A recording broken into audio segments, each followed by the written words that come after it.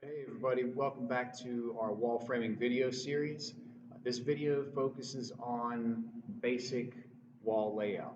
And as I mentioned in the last video, it's a lot like a basic floor frame layout. So we'll just go over a few things, make sure we're all good.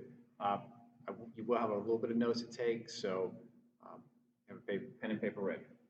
All right. From your floor framing, you should remember this. Um, Most of the walls that we're going to build are going to be 16-inch on center with a handful of 24s. It's just not quite as common. So we're going to focus on 16-inch on center. So at every 16 inches, you're going to have a red box, or the numbers are going to be red depending on your tape measure. So for all these 16-inch increments, 16, 32, 48, 64, 80, 96, all the way down your tape, every 16 inches is going to have a red box around it. That's just a quick reference as you're using your tape, so you don't have to physically sit there and think, okay, I marked 64, all right, 64 plus 16 is 80, all right, 80 plus 16 is 96, all right, 96 plus 16 is, 112. You don't have to do that. It's marked on your tape, okay? So with this, what you're going to do when you're doing your layout, you've got a couple of options. I focus on setting behind. Now, some people like to set ahead, which is how I learned, and that's an option. I explained that in the last videos. By setting ahead, you find your 16-inch on center and you subtract half the thickness of your framing member. If we're working with 2x4s, 2x4 is 1.5 inches wide. So half of that thickness is 3/4 of an inch. Subtract out 3/4 of an inch, that's where your mark goes. X goes under 16. So every 15 and a quarter. Next one would be 32. So 32 minus 3/4 is 31 and a quarter. 31 and a quarter is mark. X under 32, so on and so forth. But it's a little easier if you just find those and add 3/4 of an inch. So find your 16, go to 3/4, 16 3/4, boom, there's your line. X goes under 16. So setting behind is every red number plus 3/4 of an inch. That's where your mark goes. X goes under 16. Okay? So here's the process, and this is what I want you guys to copy down. So you can pause this video, copy all this stuff, and then keep going here. So you're going to hook your tape onto the end of the plate, and once it's hooked, you'll stretch the tape out to end the board and lock it in place. Then you're going to place an X under each of the OC targets, whether it's 16 inches or 24 inches. You're going to place a small mark at each on-center target, OC target, plus 3/4 of an inch, just like what I showed you in the last slide. Then you're going to square a line across each mark, and then you're going to align the other plate and transfer the lines and X's. So I'll give you a second to get that marked.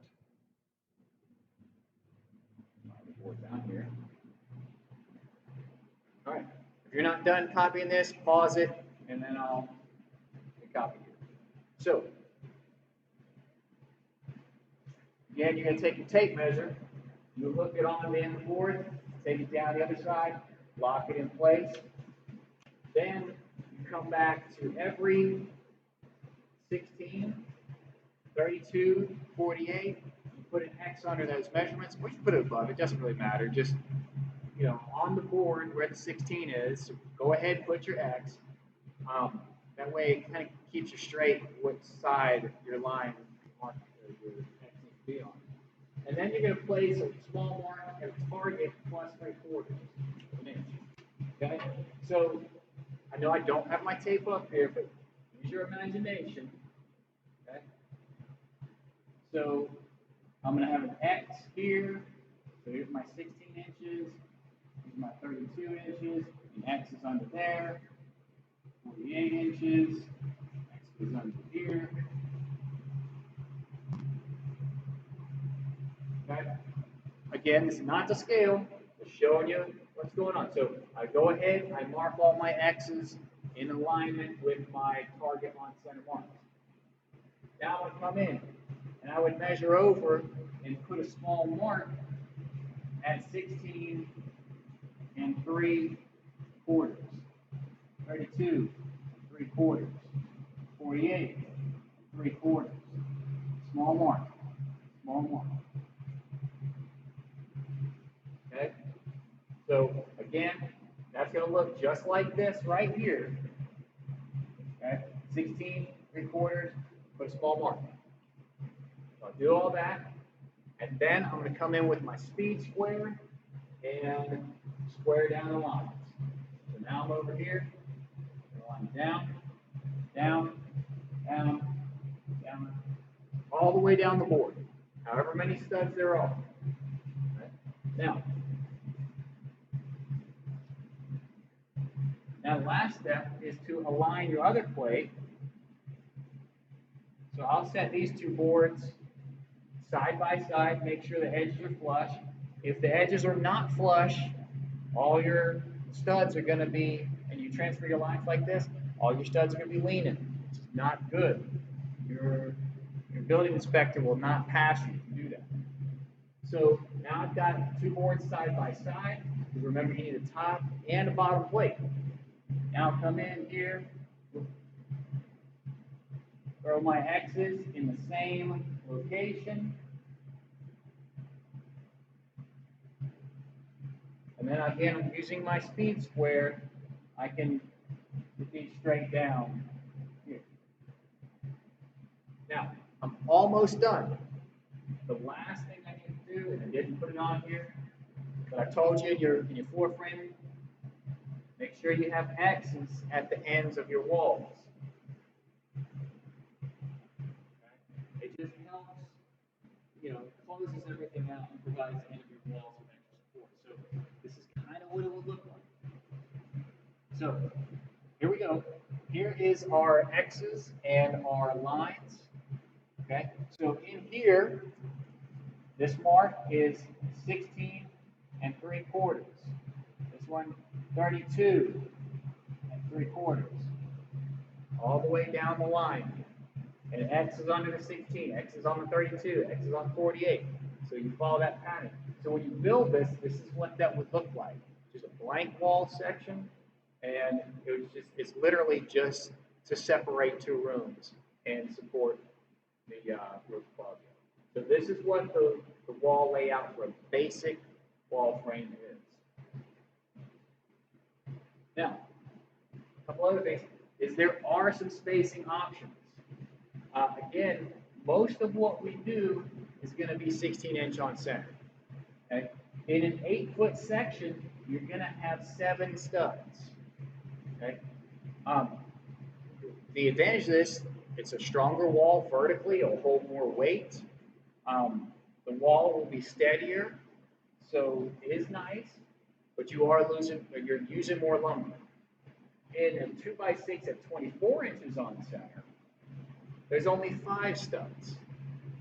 So the studs are spaced farther apart, so you're saving lumber, but also it's not quite as strong. So there are limits to when you can use 24 inches on center. Check your code books. So if it's a multi-story building, 24 inches on center is usually out the window. But if it's a single-story building and you're not using 2x6s, then you can get away with it. Now, if you up it to 2x6 and you run 24 inches on center, you can use this. And you could even, if I'm not mistaken, you can go in the code book and you can check 2x6 studs at 24 inches. I think you can do a 2-story wall like that, 2-story home. But it has to be 2x6. You can't do a 2-story with 24 inch on center 2x6. But these are just some options. So your installation goes a little bit faster. You're not buying as much lumber.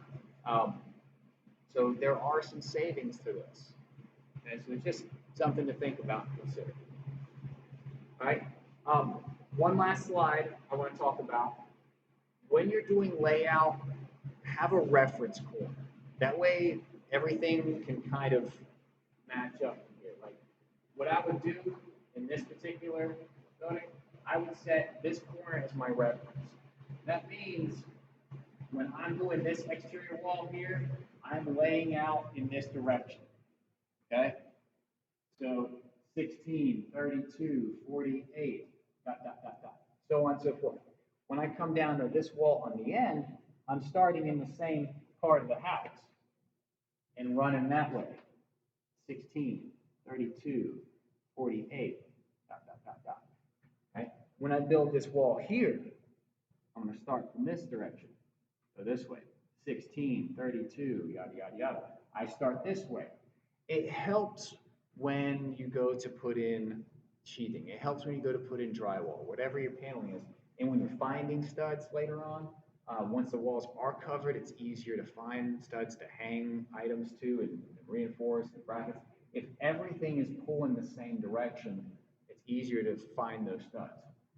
Now, if I am running, and then I'll come down this way here, 16, 32, 48. Over on this side,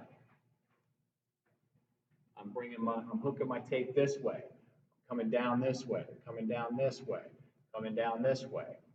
It's a little bit more organized instead of, if we didn't have any of this, and I pulled this direction here for that one, and then I pulled this way, and then I go back to this way, and then I go this way, and then come down this way. You can see it'd be hard to just keep that stuff organized. So try to keep everything flowing either left to right or right to left, up to down, down to up, however works for the plans. But if everything kind of goes from a single reference corner and flows out that way, it just makes things a whole lot easier. So keep that in mind when you're doing your layouts for your buildings. All right, just a warning. There's the bell. It's lunchtime. Woohoo! When you are using nail guns, do not hold up high on the stud, because if that hits a knot or you miss, that nail can come out through your fingers. Okay? Hold at least 6 inches down from the stud. It's not going to shoot all the way through the stud and hit you. And also make sure that you are down far enough from this corner. If you're right up on the corner and just glances through there, it can come through the stud. But if you're shooting through the meat of the stud, it's not going to hit your hand unless you are holding too close. So stay about 6 inches down and properly before you fire. All right, next video we're going to talk about is door framing and layouts. So we'll have to go back to the components. And we'll talk a few components. We'll go down, we'll talk about door layouts. So that's next video. All right, take a photo of your notes, send them in on Canvas. See you next time.